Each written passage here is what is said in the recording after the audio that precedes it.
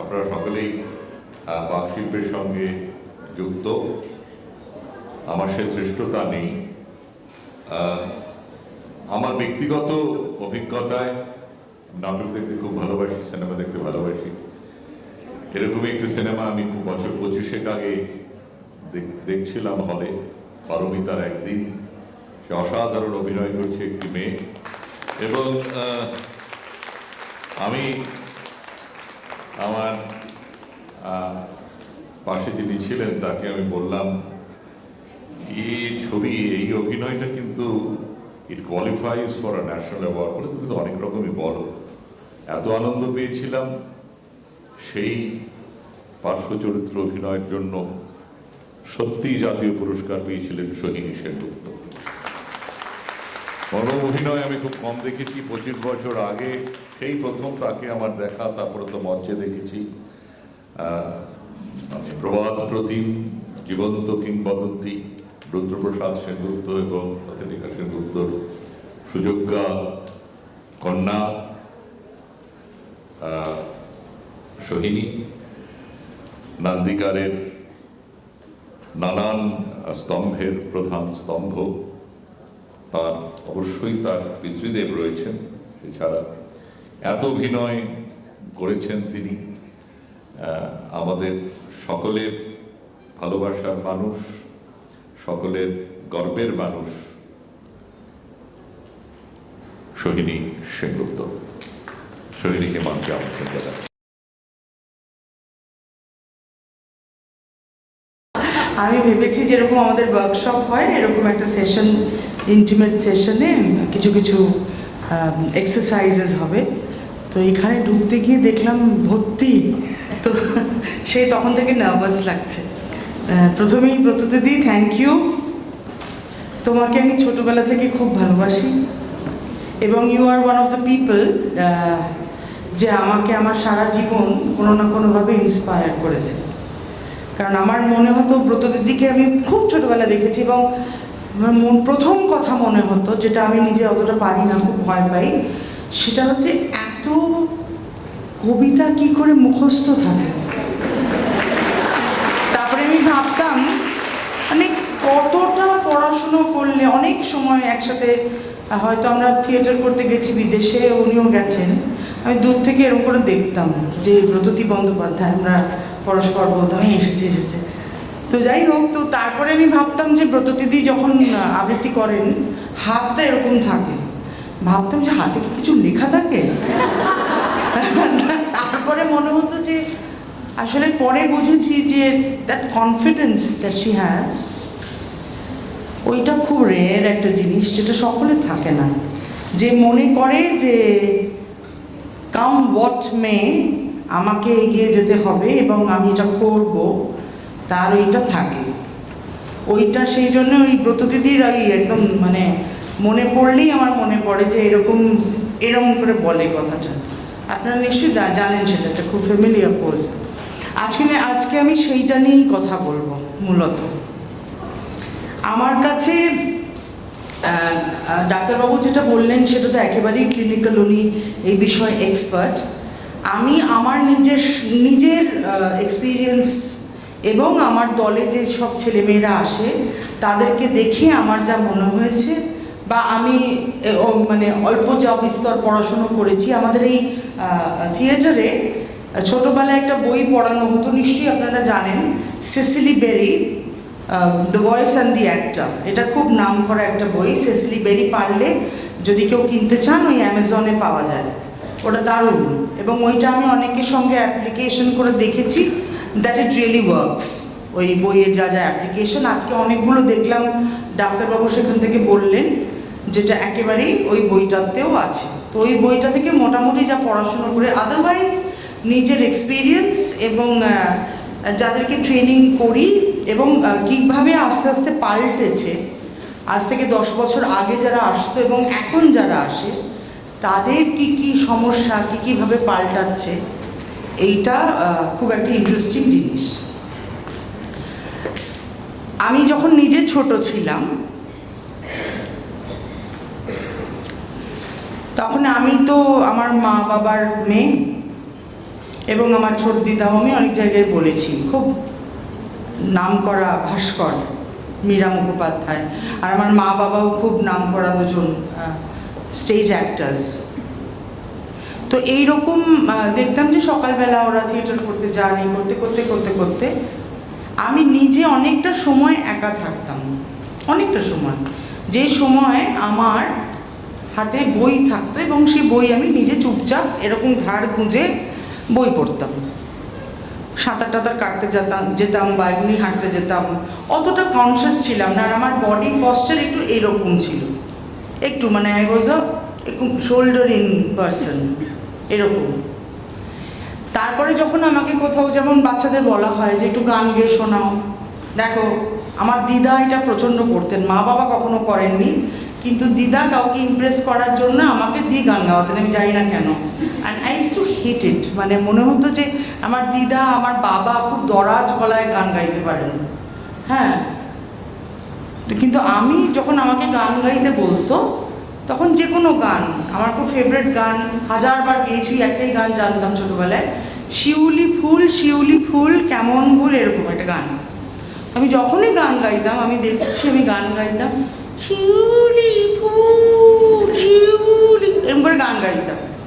আমি ভাবতাম যে মাই গড, মানে আমার এরকম বিভৎস অবস্থা কেন, মানে আমি কেন এতটা কনস্ট্রিক্ট করে গলাটা গাইছি।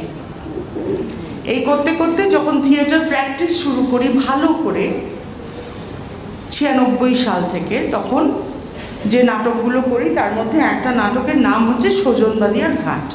এবার সেখানে আমার একটা গান ছিল হায় পলাতক, এরকম একটা গান, হ্যাঁ। সেটাও আমার মা যখন আমার সাথে বাজাতে শুরু করলেন, আমি দেখছি আমি ওরমভাবেই গাইছি হায় পলাতক, এবং আমার বড় চেহারার সাথে গলার কোনো মিল নেই। তখন কি হচ্ছে তাহলে, আর একটু এরকম রেস্ট্রিক্টেড। তো আমি দুটো জিনিস নিজে বুঝলাম, নিজের ভিতরে আবিষ্কার করলাম। সেটা হচ্ছে আমি অনেকটা সময় ছোটোবেলায় খুব কম কথা বলতাম, আর আমার কথা বলার অত হতো না বলে, নিজে একা একা বড় হয়েছি বলে, আমার অ্যাঙ্গারের ম্যানিফেস্টেশন হতো গলা দিয়ে নয়, হাত পা দিয়ে। অ্যাঙ্গারের ম্যানিফেস্টেশন, আমার কারোর উপরে রাগ হলে আমি কিছু না বলতে পারতাম না, আমি তাকে দামাতাম, ফেরতে আরম্ভ করতাম।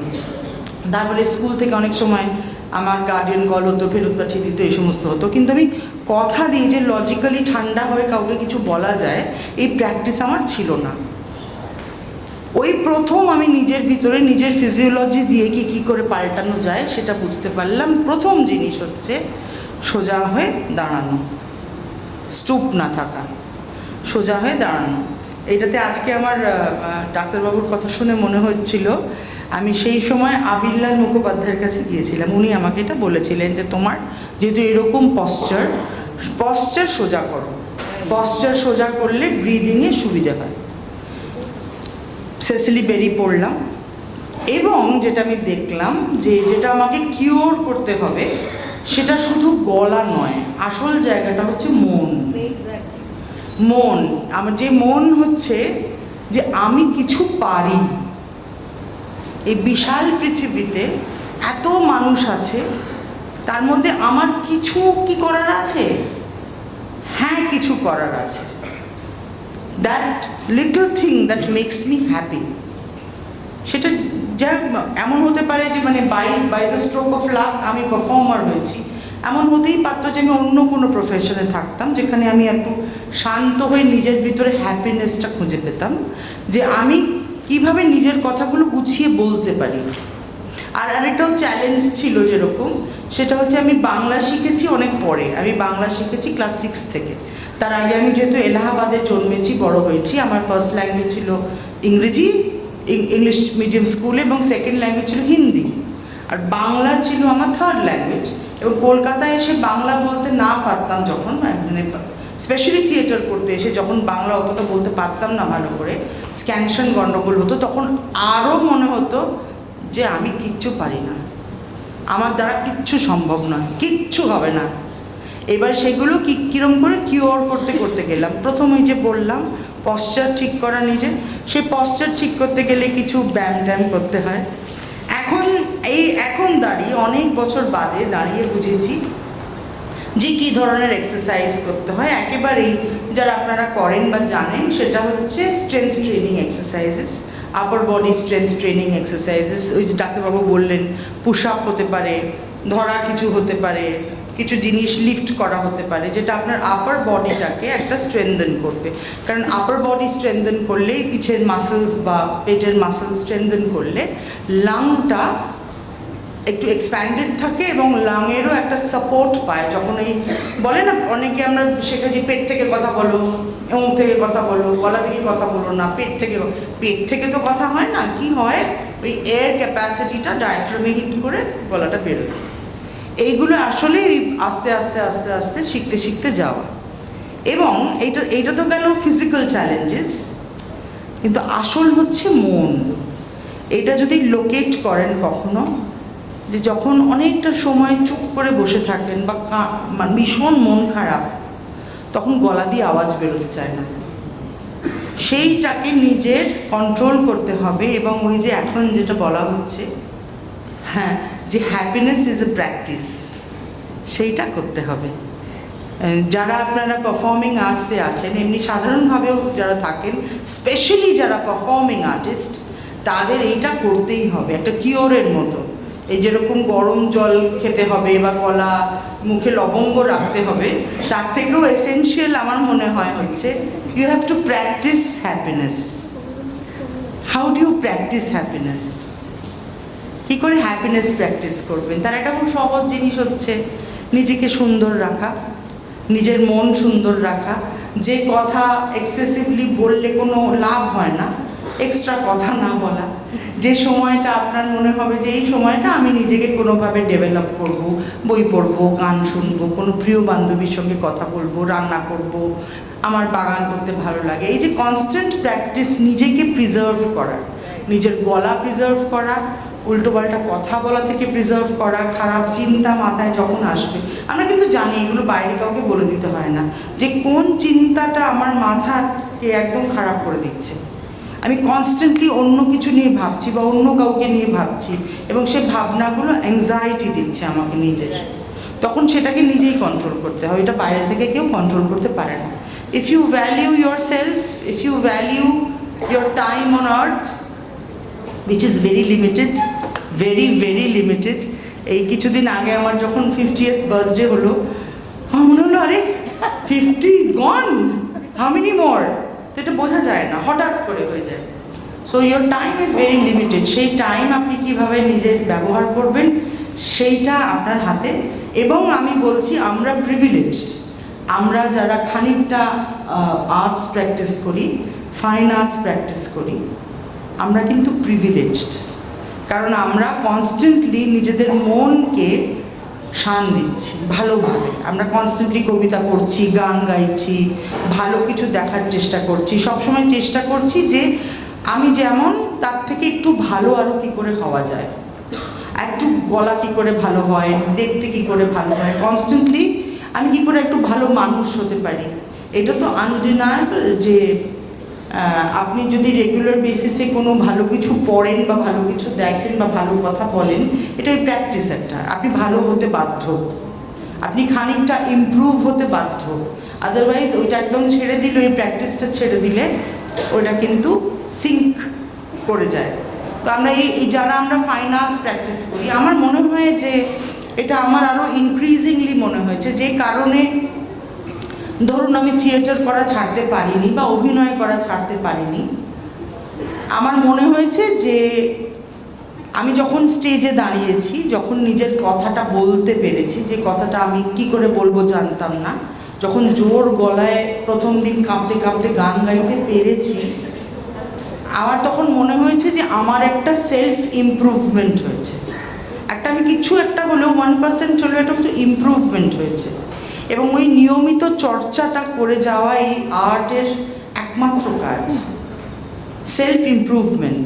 এই যে দাঁড়িয়ে অভিনয়ে ধরুন করলাম 2 ঘন্টা, হ্যাঁ, ওইটা কিন্তু শুধু দেওয়া, বাকি যে 22 ঘন্টা ওইটাই কিন্তু আসল, যে সময়টা আপনি পারফরমেন্স করছেন না, সেই সময়টা আপনি কি করছেন সেটা কিন্তু নির্ধারণ করবে যে আপনি কেমন আছেন।